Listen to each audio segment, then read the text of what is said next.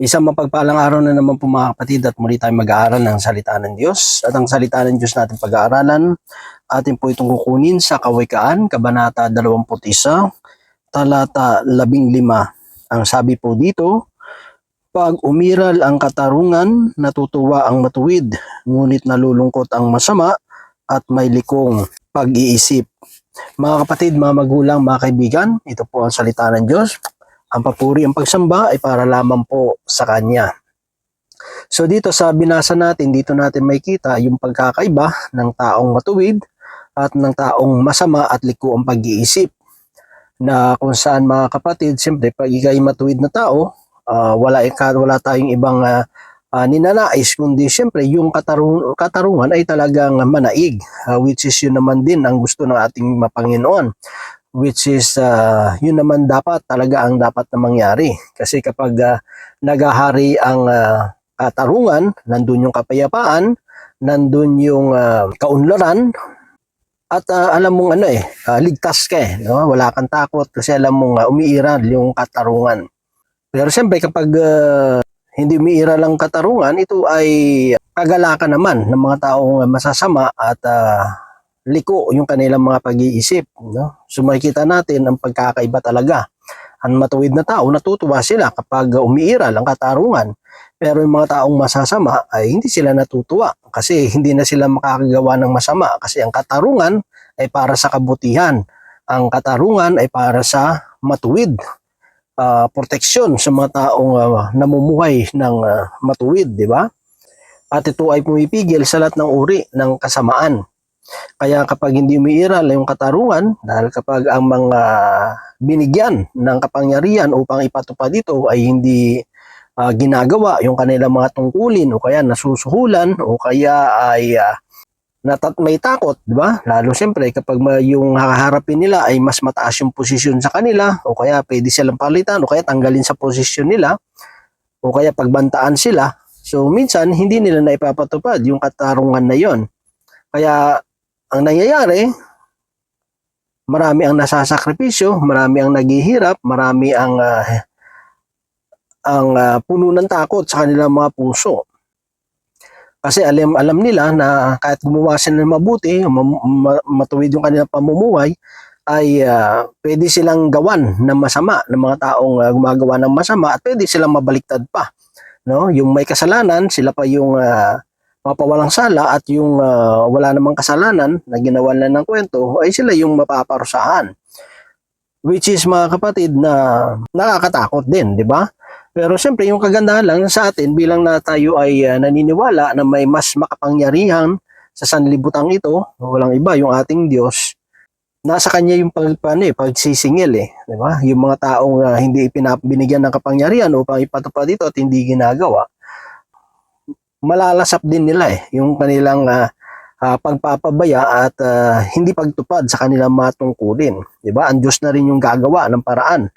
Kasi ang Diyos ay makatarungan. So ibig sabihin, hindi niya rin hahayaan na hindi manaig ang katarungan. So gagawa at gagawa talaga ng paraan din ng Panginoon. So may konsekwensya ang lahat ng ginagawa ng tao. Yung natakot lang naman talaga dyan is yung mga taong magawa ng kasamaan. Wala ka naman dapat ikatakot sa katarungan, sa justice, di ba? Sa tamang proseso. Kaya minsan, tumatagal man ito, kasi gusto mo dumaan sa tamang proseso. Pag sinabi mo kasi proseso, talaga matagal yan di ba? Kahit naman yung mga, kahit nga yung mga pagkain na pinaprocess, yung mga sardinas, maraming pinagdaraanan yan no? Para pumasa sa quality. Para maging safe yung kakainin mo. Sa mga justice system, ganun din naman yan. May proseso na dapat pagdaanan. Na kahit tumatagal, at least nandun ka sa tamang proseso, di ba? Hindi mo kinakat yung process o kaya gagamitin mo yung position mo, no?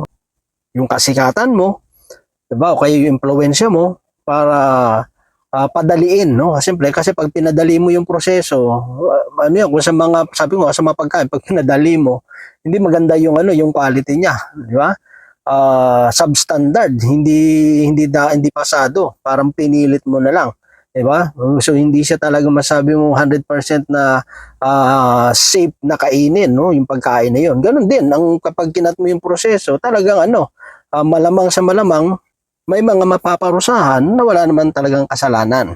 'Di ba? Merong mapapawalang sala na merong kasalanan, 'di ba? Kasi hindi dumaan sa tamang proseso. Yung masama ay gumawa ng masama, nagbayad o kaya nagsuhol. Kasi siyempre, liko yung kanilang isipan 'di ba? Yung matuwid na bagay, gusto nilang baluktutin. Kaya gagawin nila at gagawin yung paraan para mapagtakpan yung kanilang mga pagkakamali, yung kanilang mga pagkakasala, yung kanilang mga pagkukulang o yung mga ginagawa nila na gusto nilang itago, 'di ba? Ang pinakamadali kasing para itago yung kasalanan mo, isisi mo sa iba, 'di ba? Ganun lang naman yung gagawin ng ibang tao, isisisi nila sa iba yung kung ginawa nilang kasalanan.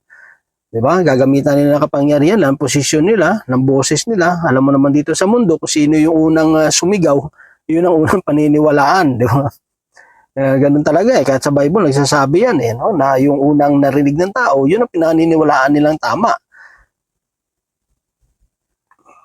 Pero sa mga tao nag-iisip, hindi tayo basta-basta nagpapaniwala. Kaya nga sabi, kahit nga sa ating mga Pilipino, ang taong naniniwala sa sabi-sabi ay walang bait sa sarili. Diba? Kasi binigyan tayo ng isip, binigyan tayo ng utak para mag-isip. Diba? Hindi tayo dapat yung bigla na nagpapaniwala sa mga bagay na naririnig natin. Dapat maging makatarungan tayo, tingnan natin yung both side, ano ba yung talagang totoo. Ano ba yung talagang tunay na pangyayari, no? 'Di ba? Hindi 'yun na dahil kaibigan mo may judgment ka agad, 'di ba? Bias ka agad kasi kaibigan ko 'to, kilala ko 'to So, siyempre hindi mo naman kasama yan 24 hours 'di ba? Baka mamaya mabait na yan pagkasama mo. Paano kung hindi kayo magkasama, baka mamaya iba naman pala yung ginagawa niya, 'di ba? Minsan yung pag-judge natin minsan nakadepende pag kilala mo 'Di ba? Pag itong tao 'to hindi mo kilala nagja-judge agad tayo na ito yung may kasalanan kasi may masama kasi ugali ng tao yan Hindi, minsan mas madaling i-judge yung mga tao Kaya may mga tao minsan hindi makapagbago ng buhay kahit pinipilit nila na baguhin yung buhay nila. Lahat naman tao na nagkakasala, nagkakamali no, di ba? Pero minsan yung inahalungkat nila yung pagkakamali ng taong yun. Wala namang kinalaman doon sa sitwasyon na yun, yung sa bagong sitwasyon na kinalalagyan niya sa past niya na life, 'di ba? So minsan ganun ang gagawin ng tao. Matatalo ko nung taon to kasi may past na record na to. Ito yung gagamitin ko para pagtakpan yung kasalanan ko. Ibabato ko sa taong ito kasi may record na to 'di ba? Mas paniniwalaan ako ng tao kaysa Minsan ganun ang ginagamit ng mga taong likuring pag-iisip, 'di ba? Gagamitin yung kahinaan ng ibang tao para pagtakpan yung kanilang kasalanan na ginawa. So kung ang tao hindi nag-iisip, magda-judge agad. Ay totoo siguro sinabi niya kasi yung tao niyan may record na ganito. Pero kung nag-iisip tayo, ano naman yung kinalaman doon sa dati niyang kaso, ano kaya kinalaman niya sa dati niyang napagdaanan sa buhay sa sitwasyon niya ngayon, 'di ba? Kung talagang gusto natin ng katarungan, tignan natin, ano ba yung totoo. Huwag tayo agad, kasi pag nag-judge ka na agad, parang pag hinusgahan mo ng isang tao, parang wala ka ng wala ka ng ganang alamin pa kung ano yung totoo. Para sa iyo, basta yun na yun.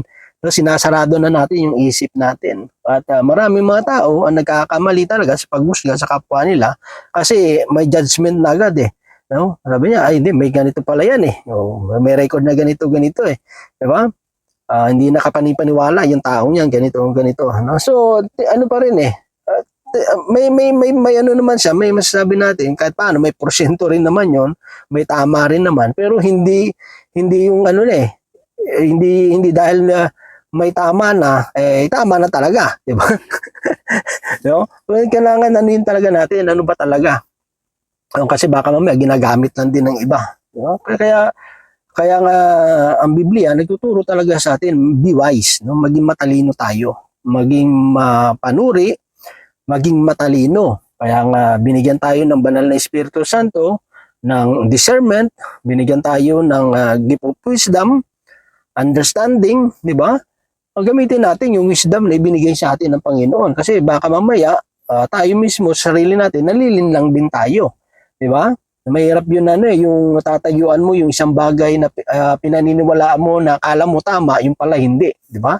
Kasi ano na agad mali yung judgment na ibinigay mo. Diba? So ikaw mismo, nadideceive ka na. Tayo mismo ay dahil hindi natin inunawa, hindi natin ginamit yung isip natin, no, yung karunungan ibinigay sa atin ng Diyos. So tayo mismo nadideceive din, diba? Kasi nag-judge agad tayo, sinarduhan na natin na hindi man natin inalam kung ano ba talaga ang totoo. Kaya dito mga kapatid, yung matuwid ng mga tao, talagang kunyari, galit ka dun sa isang tao. Hindi ibig sabihin galit ka sa isang tao, magja-judge ka na agad, no? Tama lang sa kanya yan, no? Tama lang sa kanya mangyari yan, ganito, ganito. Ang tanong kasi diyan, siya ba yung may kasalanan o hindi? Hindi diyan tinitignan kung galit ka sa tao, hindi, di ba? Ang anong tinitignan diyan, meron ba siyang ginawang kasalanan o wala, di ba? Kunyari, inakusahan ng taong magnanakaw.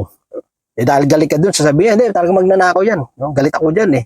Diba? Parang hindi naman makatarungan yon, di ba? Dahil galit ka lang sa isang tao at yung isang taong yun ay inakusahang magnanakaw o kaya gumawa ng hindi maganda is sasabihin mo na, hindi, tama lang yan. Diba? Hindi naman makatarungan yon, mga kapatid. Hindi ganun umiiral yung katarungan ng Diyos. Hindi ibig sabihin galit ka sa tao, may judgment ka agad na mali. Yung taong yun, talagang nagnakaw na yun, okay, gumawa ng hindi maganda. Hindi po ganun, mga kapatid. Kahit galit ka sa taong yun, kailangan kung maayos yung puso natin at sumusunod tayo sa kalooban ng Panginoon, kahit galit ka dyan, kung wala naman talaga siyang kasalanan, dapat maging masaya tayo, no? Maging masaya tayo. Mahirap man, pero kailangan yun ang tinuturo ng Diyos di ba? Kahit galit ka sa taong yan, kasi yung katotohanan na lumabas, talaga wala naman talaga siyang kasalanan, kailangan mong tanggapin. Dapat kailangan kang maging masaya. Kasi bakit? Dahil ang matuwid na tao ay masaya, no? Kapag umiiral ang katarungan. So yun lamang mga kapatid, at nawaan Diyos patuloy magpahala sa bawat isa sa atin. God bless po sa ating lahat.